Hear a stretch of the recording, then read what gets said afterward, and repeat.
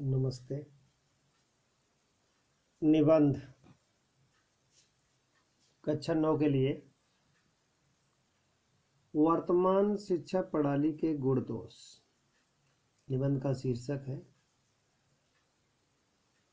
पहले मुख्य बिंदु है प्रस्तावना।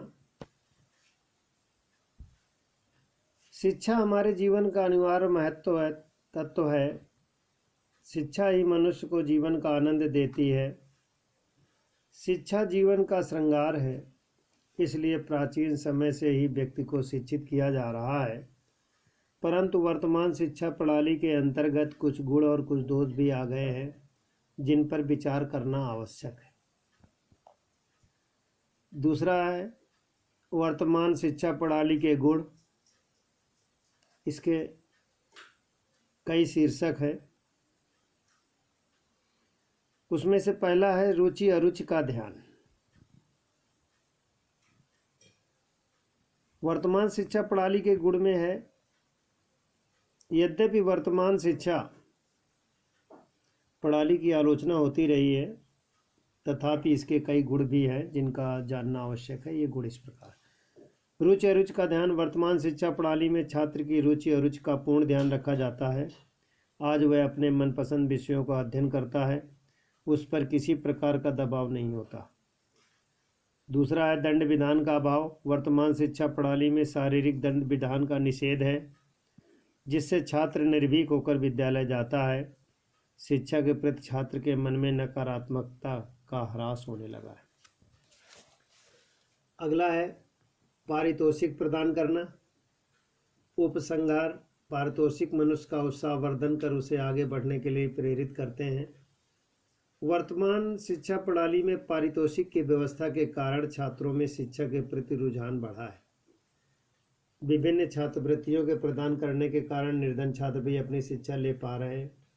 दूसरा है सैनिक शिक्षा।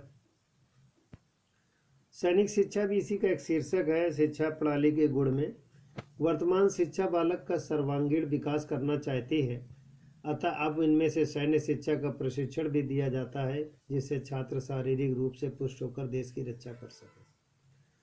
अगला हेडिंग है शिक्षा की व्यापकता।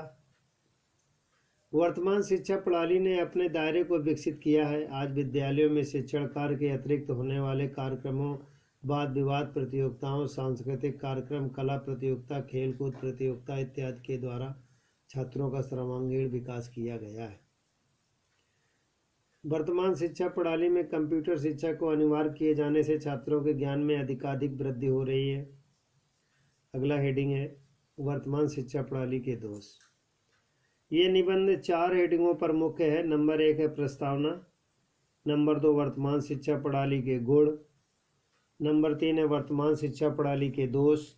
और चौथा उपसंहार। वर्तमान शिक्षा प्रणाली के दोष में भी कुछ मुख्य बिंदु हैं। जहाँ एक और वर्तमान शिक्षा प्रणाली में इतने गुण हैं, वहीं दूसरी ओर उसमें से कुछ दोष भी दिखलाई देते हैं।